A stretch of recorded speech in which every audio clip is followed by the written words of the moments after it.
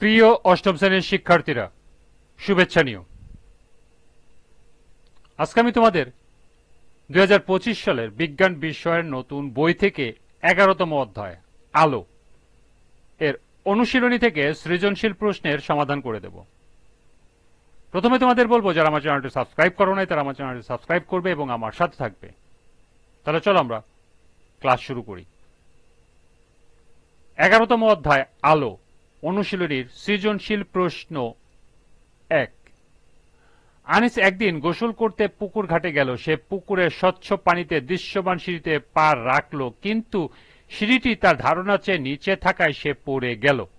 অন্যদিকে তার ছোট ভাই পুকুরে সরকি দিয়ে মাছ ধরতে গেল, কিন্তু সঠিক অবস্থানে সরকি নিক্ষেপ না করায় সে মাছ ধরতে ব্যর্থ হল।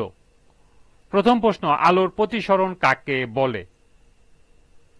দ্বিতীয় প্রশ্ন, আলোক রশ্মির দিক পরিবর্তনের কারণ কি? তৃতীয় প্রশ্ন, পুকুরে আনিস পড়ে যাওয়ার কারণ ব্যাখ্যা করো। এবং সর্বশেষ প্রশ্ন, কি ধরনের কৌশল অবলম্বন করলে আনিসের ছোট ভাই মাছ শিকার করা সম্ভব হতো? যুক্তিসহ মতামত দাও। তাহলে চলো এখন আমরা এই 4টি প্রশ্নের সমাধান দেখে নিই। প্রথম প্রশ্ন ছিল, আলোর প্রতিসরণ কাকে বলে? আলোকরশ্মি যখন একটি মাধ্যম থেকে অন্য একটি মাধ্যমে প্রবেশ করে তখন দিক বেঁকে যায়। এই ঘটনাকেই আলোর প্রতিসরণ বলা হয়। দ্বিতীয় প্রশ্ন হল, আলোকরশ্মির দিক পরিবর্তনের কারণ কি? আলোকরশ্মির দিক পরিবর্তনের কারণ হল মাধ্যমের ঘনত্বের পার্থক্য।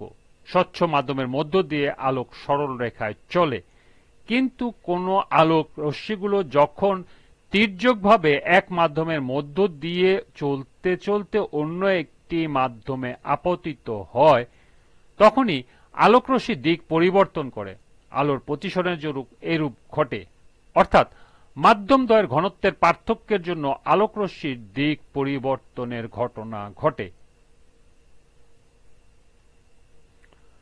তৃতীয় প্রশ্ন ছিল, পুকুরে আনিসের পড়ে যাওয়ার কারণ ব্যাখ্যা করো। পুকুরে আনিসের পড়ে যাওয়ার কারণ পানির নিচে আলোর প্রতিসরণ বা ভিন্ন মাধ্যমে আলোর দিক পরিবর্তন।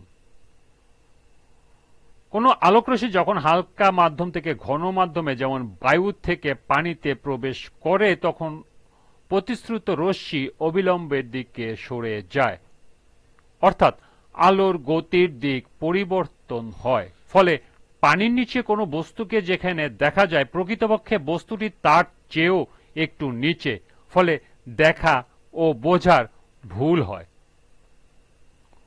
উদ্দীপকে আনিসের ক্ষেত্রেও এমন ঘটনাটি ঘটেছে। সে বায়ু মাধ্যম থেকে পানি মাধ্যমে সিঁড়ি দেখেছে, ফলে সিঁড়িটির প্রকৃত অবস্থান বুঝতে সে ভুল করে।